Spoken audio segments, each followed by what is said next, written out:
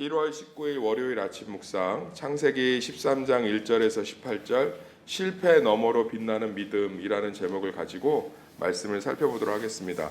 애굽에서 아브라함 호되게 힘들었죠. 기근 때문에 내려가는 것도 힘들었고 거기서 자기 아내 때문에 죽을 고비도 또 넘겼고 그리고 자기 아내를 또 누이라고 속여서 가정이 무너질 뻔한, 아마 우리로 얘기하면 정말 쉽지 않았을 것 같아요. 사업 쫄딱 망해서 고향 내려갔더니 고향에서 적응 못하고 왕따 당하고 그리고 거기서 뭐 해보려고 했는데 또 사기 맞고 뭐 그런 상황이에요. 그런데 하나님이 그것을 다 도와주셔서 오히려 더 큰 거부가 돼서 이제 다시 가나안 땅으로 올라온 장면입니다. 그런데 여기서 이제 조카 롯과의 갈등이 나와요. 이 조카 롯은 아마 아브라함의 형님이 좀 돌아가셨던 것 같아요. 갈대아 우르 땅을 떠나오면서. 그래서 이제 양자로 좀 편입했던 것 같아요. 그러니까 아브라함에게 자식이 없잖아요. 그러니까 조카 롯은 단순히 조카가 아니라 아브라함에게는 인생 전부예요.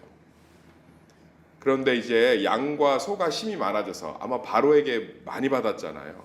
그거를 이제 서로 나누든지 아니면 조카 롯을 줬든지 뭐 그랬던 것 같아요.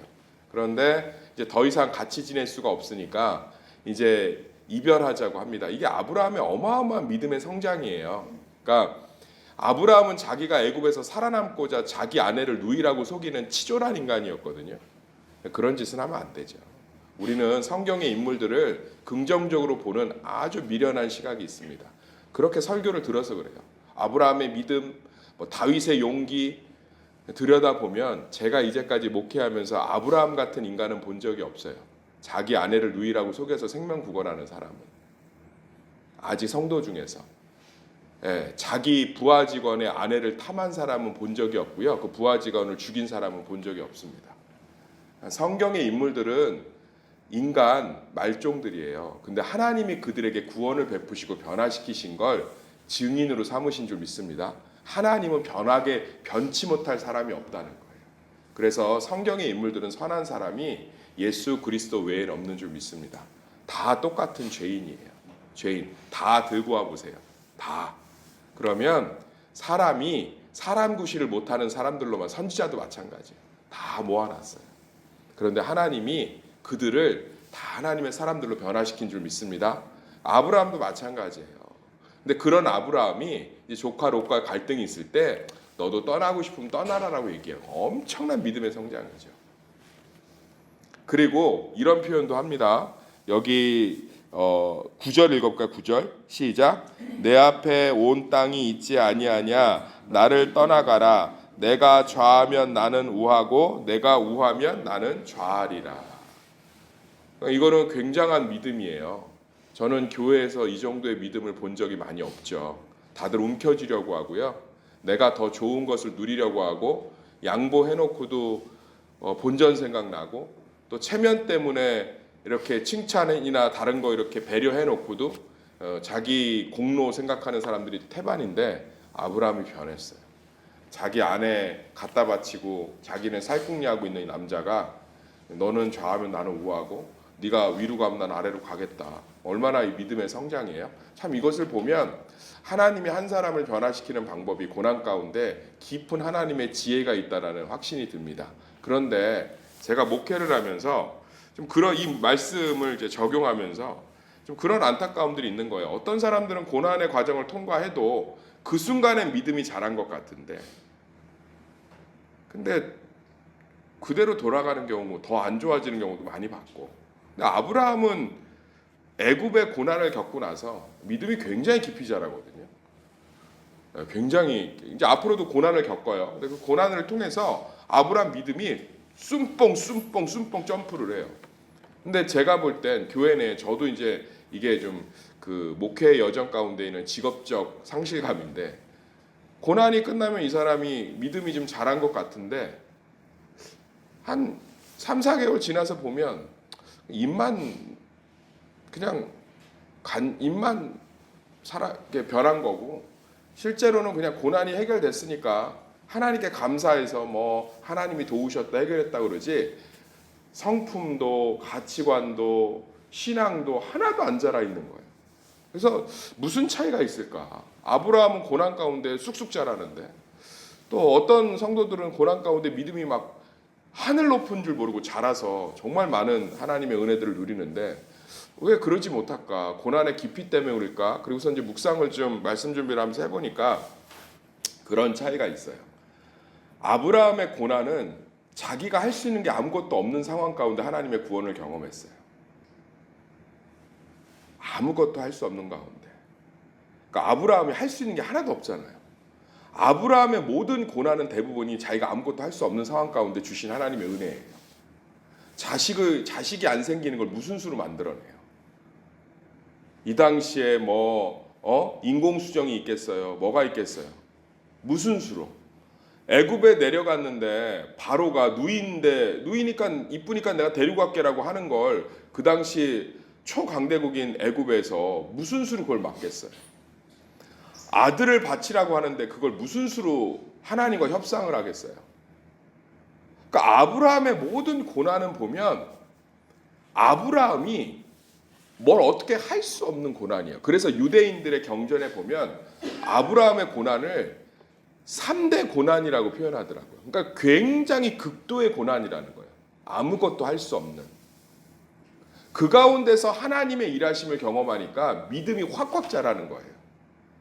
저는 저도 그렇고 이 음성을 듣는 분 여기 앉는 분들도 그렇고 우린 고난 가운데 해볼 거 다 해봐서요.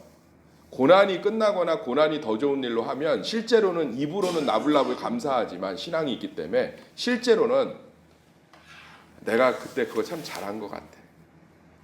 내가 그때 그거 좀 그렇게 몸부림친 게 좀 이렇게 좀 그런 도움이 됐어. 내가 하여튼 그거는 그렇게 한 것 같아. 이런 것들이 남다 보니까 온전한 하나님의 인도하심에 대한 확신보다 감사 수준에서의 간증이죠. 그러니까 실제로 우리의 삶을 들여다보면 이건 정말 전적인 하나님의 은혜야라는 구원을 경험한 경험이 많이 없는 거예요. 저는 하나님의 구원이 참 다양하게 나타난다고 생각해요. 우리는 기적과 이사를 통해서만이 하나님의 기적이 임하니까 다른 것들은 내공로라고 생각하는 것들이 있는데 우리 삶의 그 고난의 터널을 지나게 하시고 위로하시고 해결하신 모든 게 하나님의 은혜인 줄 믿습니다. 그럴 때 우리 믿음이 굳건하게 자라가더라고요. 저도 마찬가지예요. 성도의 문제가 있습니다.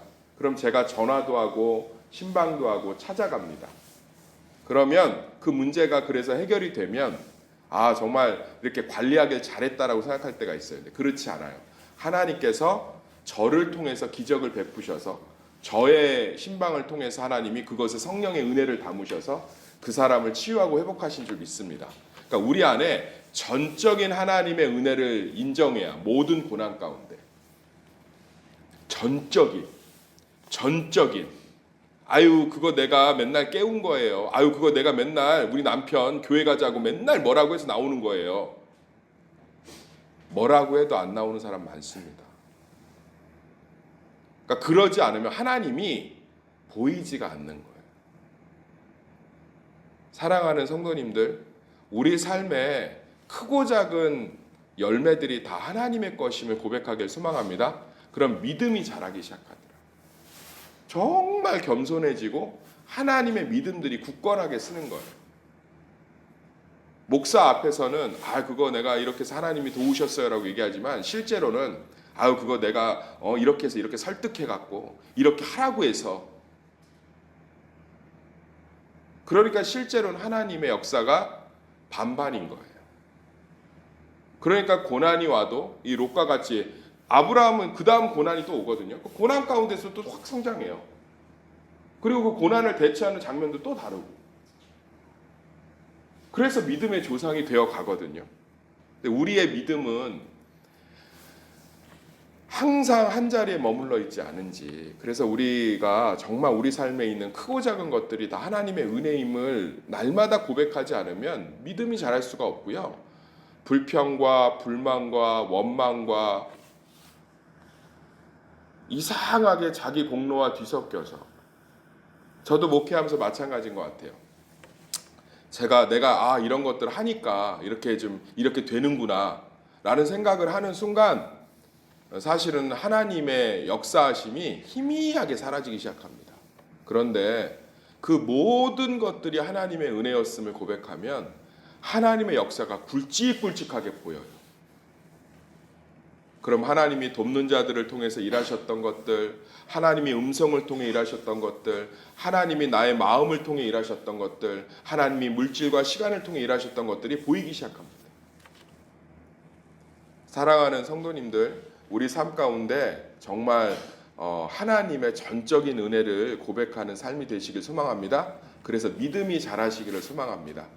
우리가 한 것들도 있죠. 아브라함도 조카 룻한테 삽상하잖아요. 너도 저하면 우해라. 지혜롭게 하잖아요. 그런데 그게 다 사실은 애굽에서 전적으로 구원받은 하나님에 대한 하나님의 열심이 아브라함을 이렇게 만들어간 건 줄 믿습니다. 그래서 우리 삶의 모든 게 다 하나님의 은혜였음을 고백하는, 그래서 믿음이 굵직굵직하게 자라는 우리 성도들 되시기를 예수의 이름으로 축원합니다.